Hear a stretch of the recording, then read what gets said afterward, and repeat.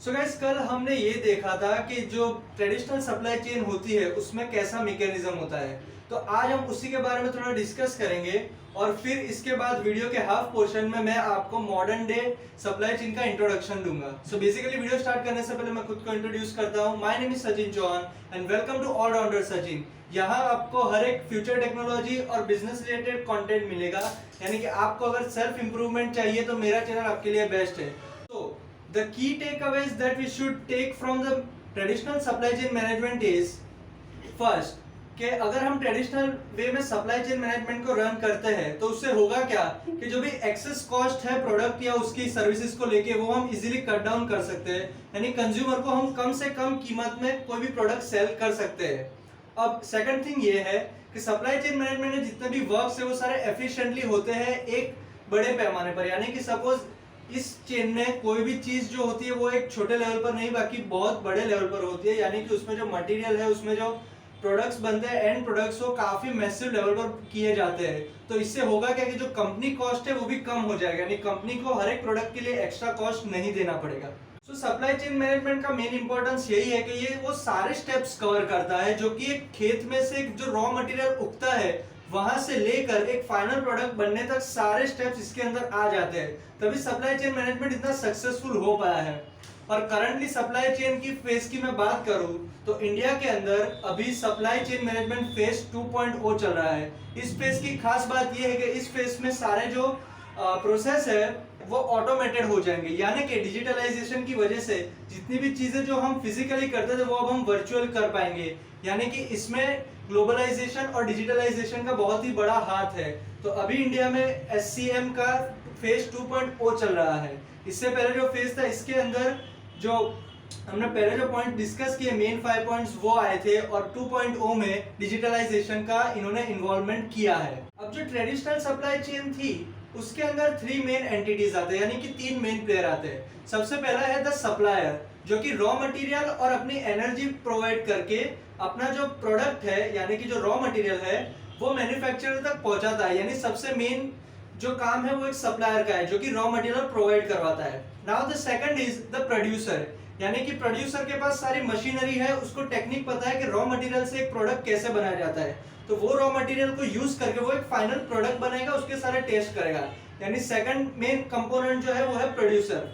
Now third is the most important एक consumer, जो finish product है उसको खरीदने वाला एक कंज्यूमर ही होता है, यानी कंज्यूमर पूरी सप्लाई चेन का एक मेन मेंबर गिना जाएगा, क्योंकि consumer he at the end वो इंसान है जो कि उस फिनिश प्रोडक्ट को खरीदेगा। तो जो भी सप्लाई चेन मैनेजमेंट के 3 मेन कंपोनेंट्स यही होते हैं, एक सप्लायर, एक प्रोड्यूसर और एक कंज्यूमर। सप्लायर जो कि रॉ मटेरियल आप तक पहुंचाएगा, प्रोड्यूसर तक, प्रोड्यूसर यानी कि जो फाइनल प्रोडक्ट बनाएगा, और कंज्यूमर जो फाइनल प्रोडक्ट कंज्यूम करेगा। सो बेसिकली ये जो थे ये ट्रेडिशनल सप्लाई चेन मैनेजमेंट के 3 मेन एंटिटीज थे, और यही 3 मेन एंटिटीज हर एक सप्लाई चेन मैनेजमेंट में कॉमन ही रहेंगे, बट सिर्फ वेरी करेंगे कंडीशंस के हिसाब से। Traditional supply chain management focuses on production and provision, यानी कि जो ट्रेडिशनल सप्लाई चेन मैनेजमेंट है वो प्रोडक्शन पर ज्यादा ध्यान देता है, और modern day supply chain management जो है वो कंज्यूमर की नीड्स पर ज्यादा ध्यान देगा, यानी कि जो उसकी प्रॉब्लम्स है उसको पहले टैकल करने का ट्राई करेगा।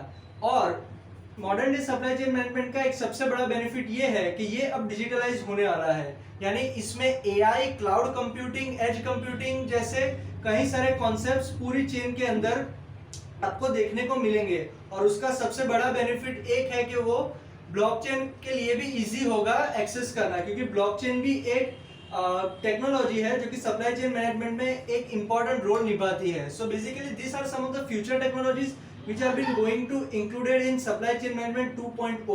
So modern day supply chain management को efficiently run करने के 5 तरीके यानी इनको बोला जाता है 5 C's of modern day supply chain management। तो उसमें से पहला है collaborative, second is cognitive analysis, third is connection, fourth is cyber security and fifth is comprehensive. अब हम एक एक पॉइंट को थोड़ा डिटेल में डिस्कस करते हैं। बेसिकली इस चीज का मैं अभी आपको सिर्फ एक इंट्रोडक्शन ही दे रहा हूँ। Modern day supply chain management के बारे में हम नेक्स्ट वाली वीडियोस में पूरा स्टार्टिंग से स्टार्ट करेंगे। ये 2 वीडियोस मैंने ट्रेडिशनल सप्लाई चेन मैनेजमेंट को डेडिकेट किए हैं।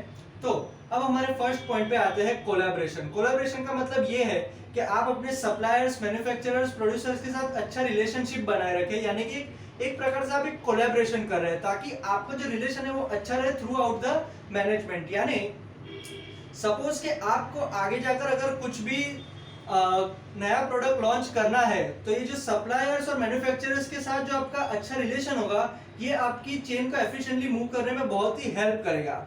Second is connection. कनेक्शन भी कोलैबोरेशन का दूसरा नाम कह सकते हैं। उसके अंदर आप नए नए सप्लायर्स को खुद के साथ जोड़ते जाते हैं।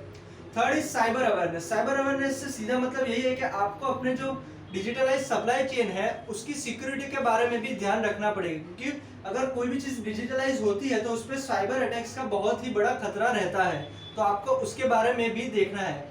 कॉम्प्रिहेंसिव पॉइंट जो है इसका मतलब ये है कि आप जितना भी ट्रांजैक्शन है, जितना भी डेटा अपनी सप्लाई चेन मैनेजमेंट पर देख रहे हैं वो रियल टाइम के अंदर अंदर कैलकुलेट होना चाहिए। यानी कि सीधा मतलब यही है कि उसका एक एनालिटिक्स होना चाहिए रियल टाइम के अंदर अंदर और रियल जो ट्रांजैक्शन है उसके साथ। यानी कि आपको पता चलेगा कि आप अपनी सप्लाई चेन मैनेजमेंट पे कैसा परफॉर्मेंस कर रहे हैं, आपको क्या क्या इंप्रूवमेंट की जरूरत है। यानी मैं सीधा सीधा यही बोलूंगा कि आपको अपने एनालिटिक्स को ध्यान में रखते हुए सारी चीजें करनी है। Now the last thing I want to conclude is कि modern day supply chain management है वो ट्रेडिशनल सप्लाई चेन मैनेजमेंट से बहुत ही अलग है, क्योंकि इसके अंदर जो चीजें हैं वो इससे काफी डिफरेंट है। इसके अंदर जितनी भी चीजें थी वो सारी फिजिकली अवेलेबल थी और modern day supply chain management के अंदर जितनी भी चीजें हैं वो वर्चुअली अवेलेबल होंगी। यानी कि ब्लॉकचेन्स हो गई, एआई हो गई, ये जो कि मैंने पहले अपने पॉइंट्स बोले हैं उसी की तरह। सो देखने वाली बात ये है कि जैसे जैसे हम लोग इवॉल्व हो रहे हैं हमारी टेक्नोलॉजीज भी इवॉल्व हो रही है।